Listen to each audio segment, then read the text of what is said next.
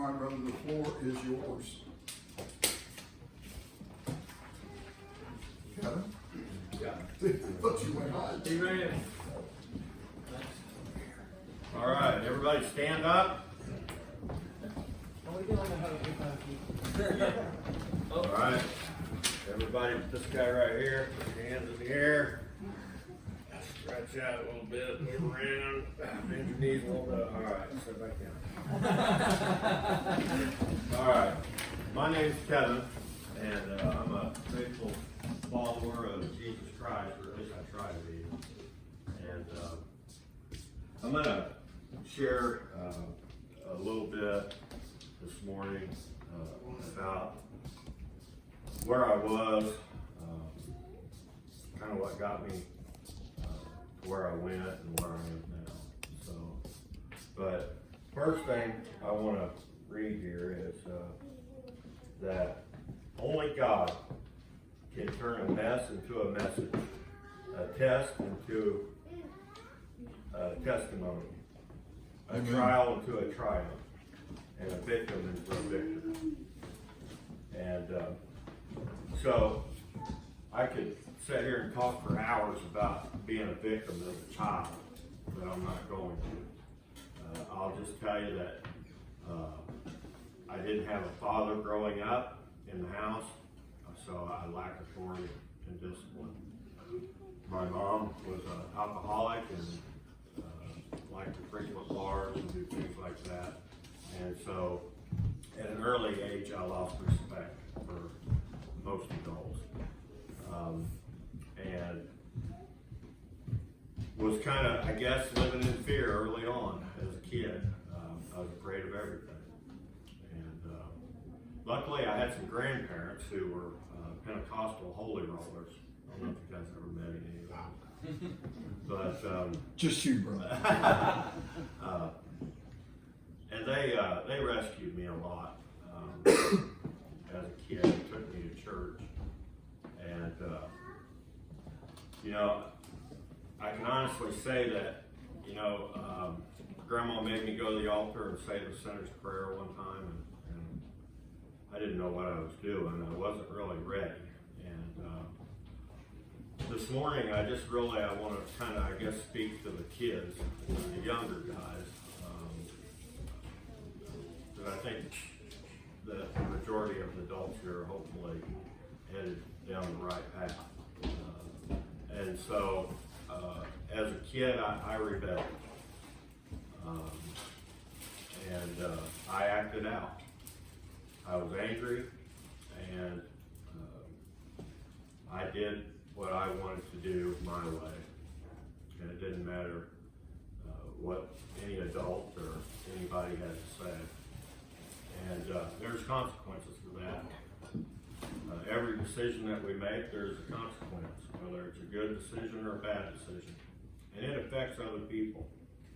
And so, as a child, I was hurt. And so, in turn, what I did was I hurt people.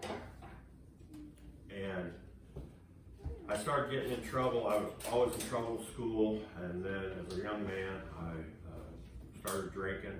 I guess I took my first drink at 13. And then I tried meth at 15. I struggled with alcohol and drugs, and a lot of other sin along the way that I'm not going to get into this morning. But if you give in to a little bit of sin, it'll just take your life over. That's right. And if you just think it's okay, just a little bit's okay, you're just fooling yourself, because it just opens the gate for the devil to grab you by the throat and just stomp your guts out. And that's what he did to me. I never knew what a healthy relationship was. I never knew what it was like to be faithful to someone, committed. Didn't know what it was like to be honest. I guess I, just in my rebellion, being afraid, I just fought the system. And I'll tell you, if you don't listen to your parents, if you don't listen to the authorities in your life, then there is authorities out there that will get a hold of you. And the police was always that authority for me. So I've been to prison 3 times, Department of Corrections. I've been to 7 drug and alcohol inpatient treatments. And none of that worked. Just tell you right now, it did not work. What did work was the last time that I came to the end of myself, I was suicidal. And anyone that uses drugs is suicidal. But I had made a plan to end my life. I couldn't live like that anymore. I just didn't want to live another day. So I had a friend that I called and I asked him if he would do me a favor and tell my wife and my children that I loved them. And that I just couldn't go on, that I just didn't see that I could change. And I tried, church and different churches and stuff, and it just, every time, what I ended up doing, I guess, was I ended up believing in the God that you believe in, or that you believe in. And I never really had a relationship with God myself, because I didn't know Him. I just knew your God, and that didn't work for me, and it won't work for you. You have to have your own personal relationship with God. And I hated to read. I don't know if any young guys hate to read, but I'm going to tell you right now, get over it and get into the Bible, because it caused me a lot of problems. I refused to read the Bible. I said I couldn't understand it, and I didn't read it from front to back. I just took parts of it. And if you only take pieces of something, you don't know the whole story. So I encourage you young guys to get a Bible that you can understand and open it up in Genesis and just start reading that Bible as if God has wrote that book to you, about you.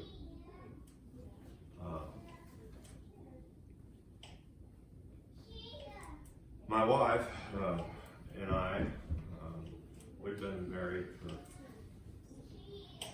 15 years, going on 16. And we was together a few years before that. But my wife was also in recovery.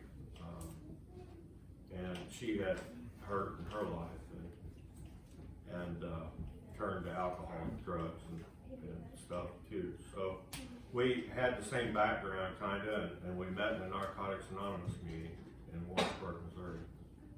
I don't recommend that.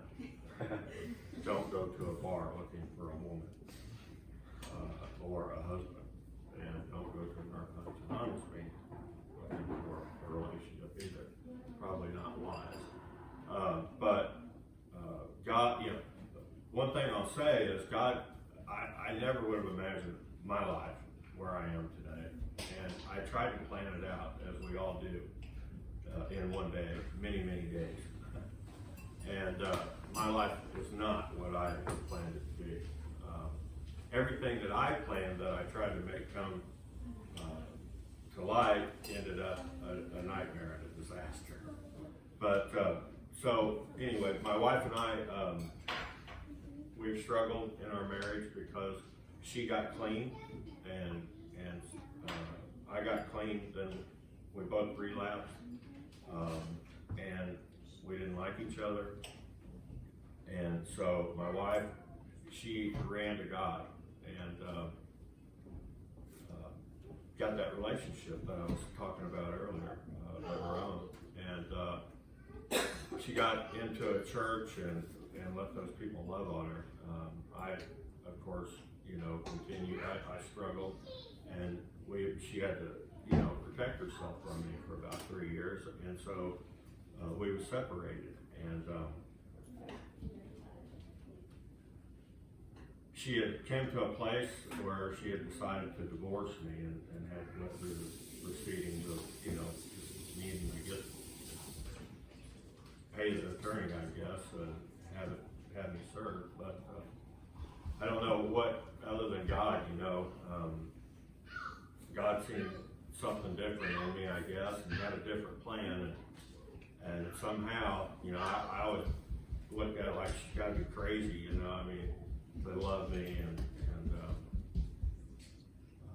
but God was working on her heart, and I guess she had sympathy and compassion for me, and hung on, and at the last minute, God did a miracle in her life. And I'll tell you, once you throw in a rock, you can't get that rock back. And I ended up in prison for assault on law enforcement. And the last time, I've been in prison for sales and manufacturing of methamphetamine distribution. And this particular time, when the cops picked me up, I had planned a suicide this night, and here's the hope, here's the good part. I didn't get arrested this last time. I got rescued. And I called my buddy. I said, I'm gonna end it. Do me a favor. Tell them I love them. Can't live this way. He said, well, I want to pray. I said, ain't gonna do no good. He began to pray this long King James Lutheran prayer. Went on and on. And anyway, as he's praying, there's a knock at the door, and it's the police. And I'm in a house where the people are on probation and parole, and so the cops could just come in. And I wouldn't hit it. You know, be a tough guy. And they found me, and when they did, they said, you know what you're being arrested for? You're being arrested for assault on law enforcement. And they gave me one of these and one of these. And at that moment, I was speechless. And I'm like, how could this be happening? I'm supposed to be a tough guy that assaulted the police, and I'm getting beat up here.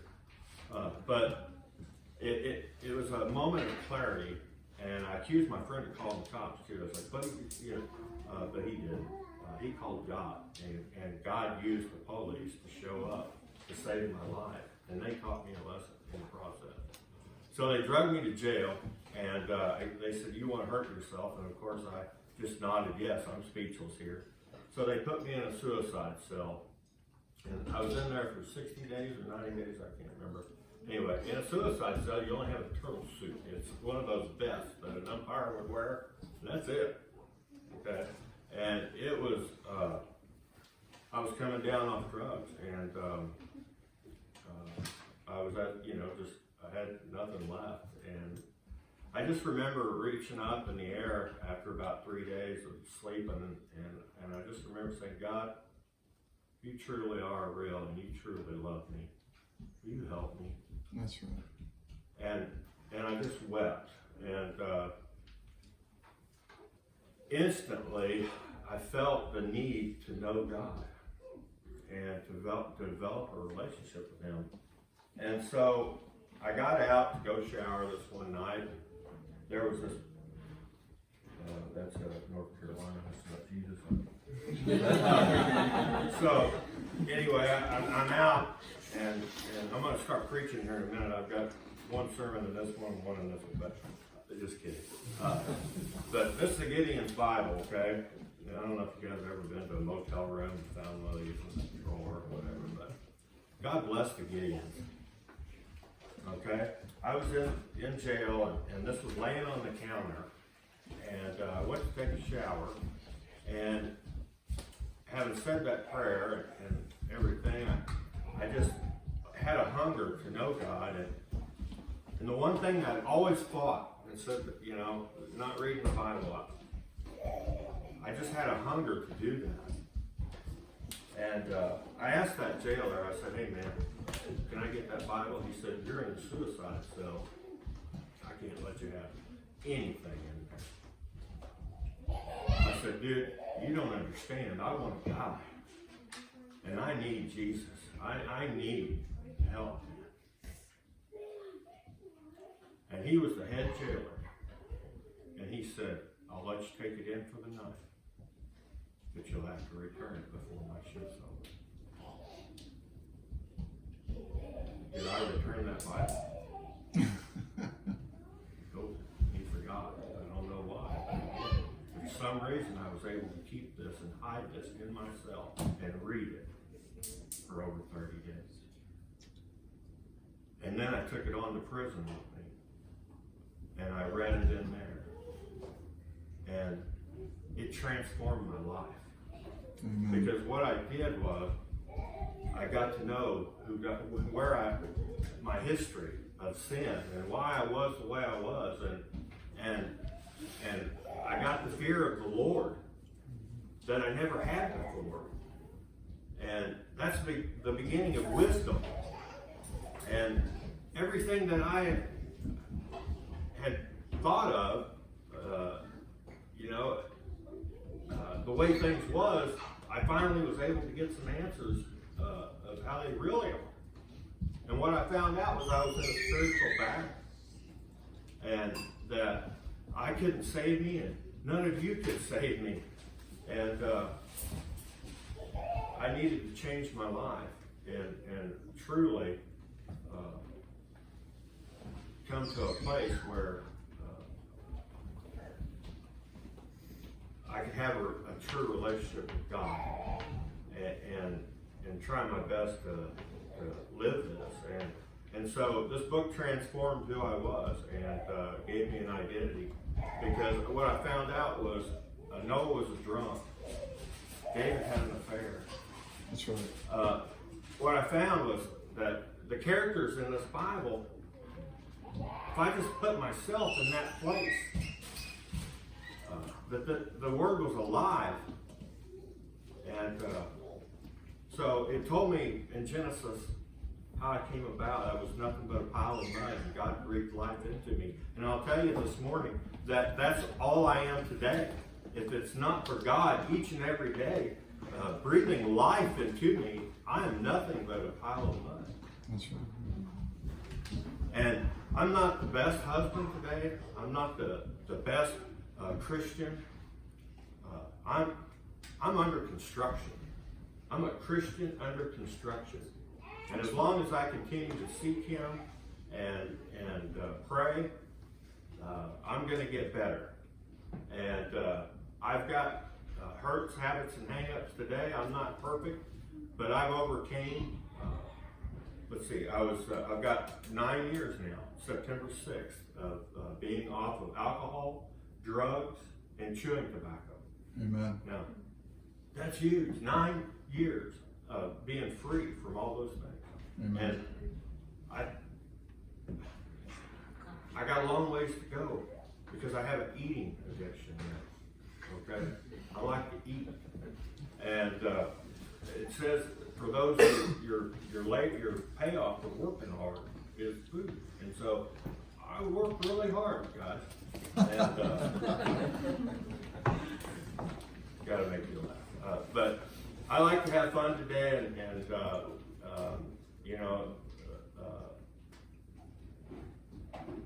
I just hope that my testimony somehow gives you hope this morning and encourages you. If you're a slacker in reading your Bible, don't be. Amen. We can't all be Bible scholars like Tim, okay? But I appreciate Tim and men like him who have studied more than I have. Because it's men like him on Tuesday mornings in Bible study, the men's group, that was able to bring a lot of things that I didn't understand to light. And iron sharpens iron. That's right. And we should all be grabbing onto a Paul and then grabbing onto a Timothy and pulling him up with us. And I don't know everything. Jeff is a Timothy. Tim is a Paul to me and Jeff is a Timothy, but I've tried to use my, past experience in doing prison ministry. I was a leader at Celebrate Recovery for a lot of years, and what I found is it's hard to break the cycle of sin, and we can't do it. That's right. It takes the power of God, and this. If I was to talk to a drug addict right now, or anyone who's struggling with any kind of sin that's lost, I can only point them to the Bible. That's right. Because that's what worked for me. And I get up every morning and I say, God, I can't do it. I can't stay clean today. I can't be a husband today. I can't work. I can't do anything, God, without you. And I'll be in prison before daylight, and I'm going to hurt people. And if you don't help me today, and He does. Every single day, He does for me what I can't do for myself. And we have a baby. I don't know if you've met Cadence, but my wife and I couldn't have kids. We probably shouldn't have had kids, because of my lifestyle. And then when we finally get to a place where we're thinking, not even. God has plans, folks, I'm trying to tell you. You think you've got it figured out, but I want to tell you, you have no idea what God's going to do. Amen. And be ready, because it's not what you think it's going to be. And, as hard as it is, I wouldn't change it for anything, because that baby has maybe saved my marriage. That rock I was talking about throwing, my wife's been hurt. And she don't forget that stuff. And I can't heal that. And as much as I'd like to. But God knew what we needed. And He sent a little baby into our lives that needed love and care for. And she has gave me an opportunity as a clean, God-fearing, loving man that's trying to do better, to apply love to a child. And my wife's got to see that side of me. And that's helped heal her. Amen. Some of the hurt. Now it's not 100%. Can I get an amen? Amen. Okay. But hey, That was quick. Instruction and with the help of the church, this is very important. You got to stay in church. You got to get in here, and you got to get involved. You got to you have to share your hurts. That's one thing. I really wish that we could be open and honest and help each other with our hurts, because we all have them. Every relationship has them. Every individual has them, and we need to be able to share our testimony with each other and encourage each other and come alongside each other. And love one another. Amen. And so I hope you don't think I'm a horrible person, because I was. And God has set me free. And I'm just thankful to have my wife and I have fallen out of church for a while. We got hurt. And wasn't real sure where we was going. And thank God I had a relationship with Him. And was able to come here, and I'm excited about what's happening here. Amen. I'm excited about what's going on out east and what's to come out there. And this church has grown in the 10 days that I was gone. It looks like, and They thought you were left. yeah. But I'm just excited about what the Lord's doing, Amen. and thank you for letting me share this morning. Thank you. Thank you.